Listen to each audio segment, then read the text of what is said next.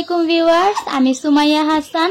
আপনাদের সবাইকে স্বাগত জানাচ্ছি নতুন আরেকটি দিনের আরেকটি ব্লগ দেখার জন্য। আশা করছি যে যেখান থেকে আমার আজকের ভিডিওটি দেখছেন সবাই আল্লাহর রহমতে ভালো আছেন, সুস্থ আছেন। আমরাও আলহামদুলিল্লাহ আল্লাহর রহমতে বেশ ভালো আছি। তো সকালের নাস্তা থেকে ভিডিওটা শুরু করেছি। এখানে আজকে সকালে নাস্তাতে আমি প্যানকেক তৈরি করব। তো আমি আর আমার ননদের জন্য এই নাস্তাটা তৈরি করছি, কারণ আব্বু আম্মু সকালবেলায় নাস্তা করে ফেলে।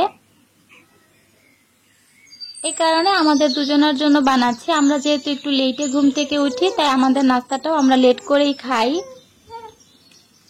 তো প্যানকেক বানানোর জন্য এখানে আমি একটা ডিম নিয়েছি, আর এখানে চিনি দিয়ে ডিমটাকে ব্লেন্ড করে নিচ্ছি। তো আমি এখানে ইলেকট্রিক বিটার দিয়ে করছি। এটা কিন্তু আপনারা চাইলে চামচ দিয়ে অথবা হ্যান্ড বিটার দিয়েও করে নিতে পারেন, সেটাও খুব সহজে করা যায়। তো কিছুক্ষণ বিট করার পর আমি একটু চেক করে নিচ্ছিলাম চিনিটা গলেছে কিনা। দেখলাম এখনো গলেনি, তাই আরো 2 মিনিটের মতো আমি একটু বিট করে নিয়েছি। আর এখন হচ্ছে বাকি যে উপকরণগুলো সেগুলো মিশাচ্ছি। আমি কিন্তু কোনো রেসিপি শেয়ার করছি না, আমি যেহেতু আজকে সকালে বানাচ্ছি তাই আমার জিনিসটাই আপনাদের সঙ্গে শেয়ার করছি। কারণ আমি জানি প্যানকেক বানানো খুবই সহজ, আমার আপুরা অনেক বেশি সুন্দরভাবে প্যানকেক বানাতে পারেন। তো এখানে আমি পরিমাণ মতো তেল দিয়ে দিয়েছি, আর এখানে কিছুটা গুঁড়া দুধ আমি পানিতে একটু গুলে নিয়েছি, সেটাই দিচ্ছি, কারণ বাসায় কোনো লিকুইড দুধ ছিল না। আর দিয়ে দিচ্ছি কয়েক ফোঁটা ভ্যানিলা এসেন্স। তো সবকিছু দিয়ে আমি ভালো করে একটু মিশিয়ে নিব, আর তারপরে হচ্ছে শুকনো উপকরণগুলো মিশাবো।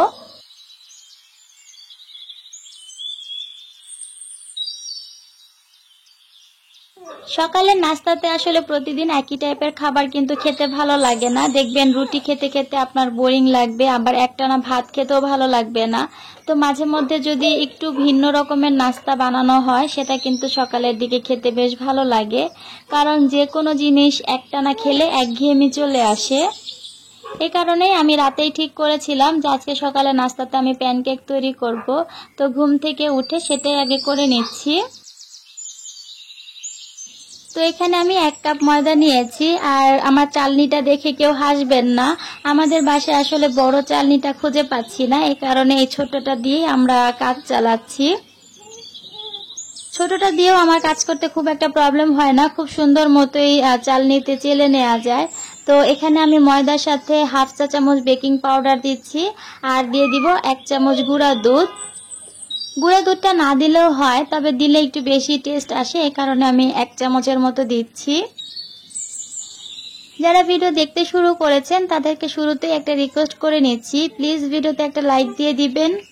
যদি ভিডিওটি দেখতে দেখতে কোথাও কোনো অংশ ভালো লেগে যায়, তাহলে আমার চ্যানেলটিকে সাবস্ক্রাইব করে আমার সঙ্গে থাকার অনুরোধ রইল।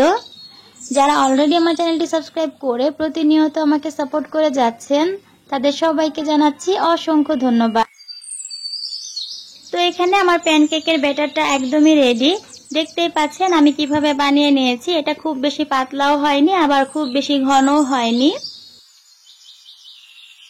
তো এখানে প্যানে আমি হালকা একটু তেল ব্রাশ করে নিয়েছি, আর তারপরেই প্যানকেকের ব্যাটারটা দিয়ে দিচ্ছি। তো দেখতেই পাচ্ছেন আমি কিরকম সাইজের বানাচ্ছি, খুব বেশি বড়ও করছি না, আবার একেবারে ছোটও করছি না, মাঝামাঝি সাইজের বানাচ্ছি। এই সাইজটাই আমার কাছে একদম পারফেক্ট মনে হয়। তো এটা হতে হতে আমার যে থালা বাসনগুলো হয়েছিল সেগুলো আমি ধুয়ে নিচ্ছি। যেহেতু একেবারে অল্প কয়েকটা জিনিস নষ্ট হয়েছে, সাথে সাথেই ক্লিন করে নিচ্ছি। রান্নার সাথে সাথে এই কাজগুলো করে নিলে কিন্তু রান্নার পরে আর সেরকম ঝামেলা হয় না, খুব সহজেই রান্নাঘরটা ক্লিন করে ফেলা যায়। আর এই দিক থেকে 2 মিনিট পর কিন্তু আমার প্যানকেকটাও হয়ে গেছে। দেখতেই পাচ্ছেন ওই পাশটা কত সুন্দর মসৃণ হয়েছে। প্যানকেকের এই পাশটা যদি এরকম মসৃণ আর কালারফুল হয়, আমার কাছে দেখতে ভীষণ ভালো লাগে। তো এই যে দেখেন প্যানকেকটা কিরকম হয়েছে, আমি একটু কাছ থেকে দেখিয়ে দিচ্ছি। এই পাশটা কিন্তু অনেক বেশি ছিদ্র ছিদ্র হয়েছে, আর এরকম জালি জালি প্যানকেক কিন্তু দেখতে ভীষণ ভালো লাগে। তো এখানে 5টা প্যানকেক হয়েছে, আমাদের সকালে নাস্তার জন্য কিন্তু একদম সুন্দর মতো হয়ে যাবে। তো সকালবেলা এরকম স্পেশাল নাস্তা খেতে কার কার ভালো লাগে কমেন্টে জানাবেন। প্যানকেকটা আমি ছিঁড়ে আপনাদেরকে ভেতরটা একটু দেখাচ্ছি। এটা অনেক বেশি সফট হয়েছিল আর ভেতরের অংশটা দেখতে পাচ্ছেন একদম চিতই পিঠার মতন হয়েছে। তো যাই হোক, এখানে হচ্ছে প্যানকেকের একটু ভালো করে ফটো সেশন করছিলাম। আসলে যে কোনো জিনিস দেখবেন ডেকোরেশন যদি ভালো হয় আপনার খেতেও ভালো লাগবে, আর যদি জিনিসটা দেখতে ভালো না হয় তাহলে কিন্তু খাওয়ার রুচিও হবে না।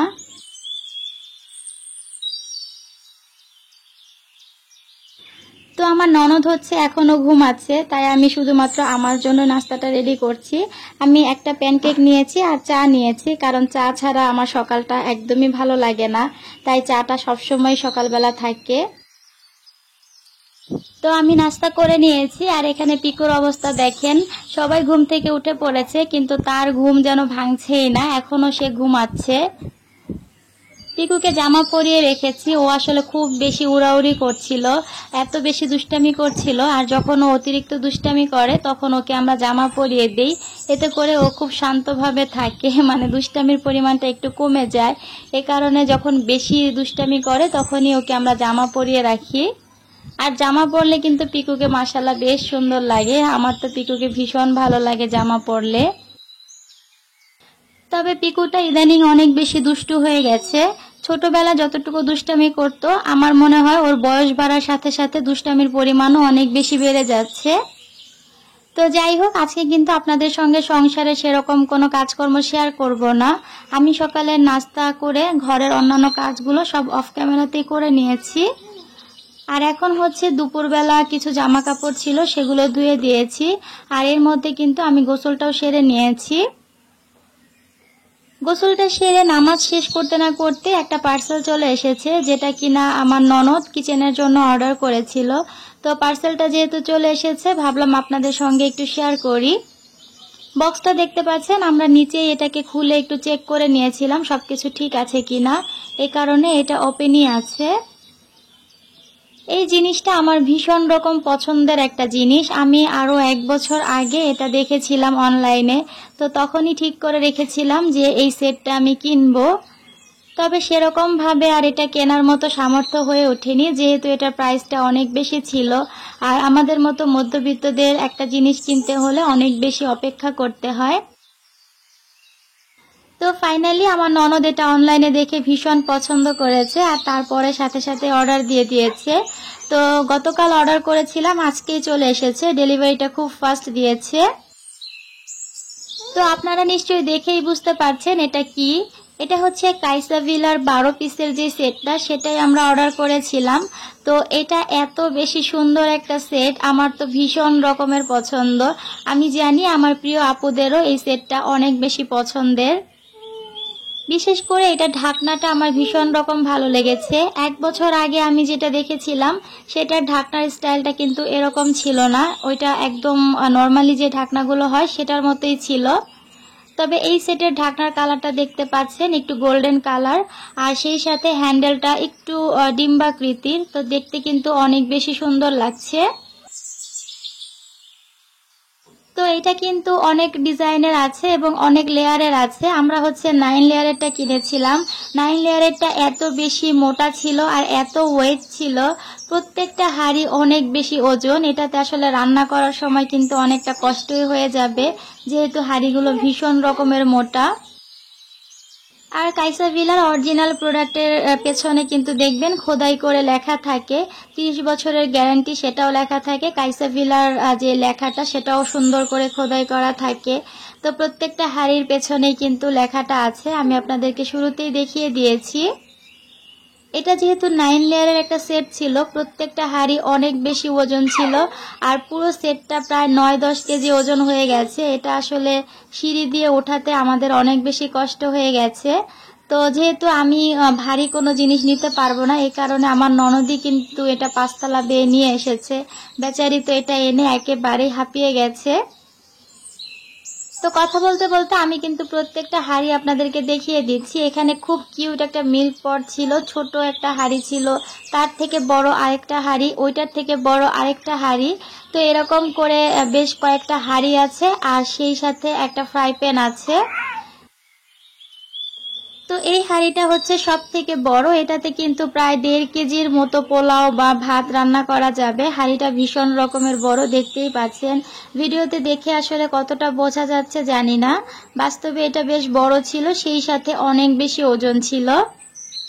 হাঁড়িগুলো তো সবগুলোই অনেক ওয়েট ছিল, তবে আমার কাছে মনে হয়েছে সব থেকে বেশি ওজন ছিল এই ফ্রাই প্যানটা। এটা মানে এক হাতে ধরে রাখা যাচ্ছিল না, এতটা ওয়েট। আর এটার ভেতরটা যেহেতু মার্বেল কোট করা, এ কারণে বেশ সুবিধা হয়েছে। ননস্টিকের জিনিসগুলো কিন্তু কিছুদিন পর কালো যে লেয়ারটা ওইটা উঠে পড়ে, তবে মার্বেল কোটের যেগুলো থাকে সেগুলো কিন্তু উঠে না, এই দিকে একটা সুবিধা। তো ফ্রাই প্যানটাও অনেক বড়, এটাতে কিন্তু অনেক বেশি পরিমাণে তরকারি রান্না করা যাবে। তো সব মিলিয়ে প্রত্যেকটা জিনিস অনেক বেশি সুন্দর হয়েছে। এই সেটটা আমি জানি অনেক আপুদেরই স্বপ্নের একটা সেট, মানে অনেক আপুরাই স্বপ্ন দেখেন যে কিচেনের জন্য এরকম একটা সেট কিনবেন, যেমনটা আমার এক সময় ছিল যে এরকম একটা হাঁড়ি সেট আমি কিনবো। তো যেহেতু ননদ কিনে ফেলেছে, ননদের শখের সাথে সাথে আমাদের শখটাও পূরণ হয়ে গেছে। আমার কাছে ভীষণ রকম ভালো লেগেছে। আপনাদের কাছে সেটটা কেমন লেগেছে অবশ্যই কমেন্ট করে জানাবেন। তো এটা দেখে পিকু তো চলে এসেছে, কারণ পিকু সবসময় নতুন কিছু দেখলে দৌড়ে চলে আসে। এই হাঁড়িতে যে ঢাকনাটা দেওয়া আছে, এই ঢাকনার একটা বিশেষ বৈশিষ্ট্য আছে। এটা যদি ওপর থেকে পড়ে যায়, মানে হাত থেকে হঠাৎ পড়ে যায়, সেক্ষেত্রে কিন্তু ভাঙার কোনো সম্ভাবনা নেই। এটা উপর থেকে পড়লেও একদম সুন্দর থাকে, ভেঙে যাওয়ার কোনো ভয় নেই। এই দিকে এটা খুব সুন্দর মতো আমরা ইজিলি ব্যবহার করতে পারবো। তো এই যে পুরো সেটটা আমি আপনাদেরকে একসঙ্গে দেখিয়ে দিচ্ছি, আর কেমন হয়েছে কমেন্টের মাধ্যমে জানাতে ভুলবেন না। আজ এখানেই বিদায় নিচ্ছি, আল্লাহ হাফেজ।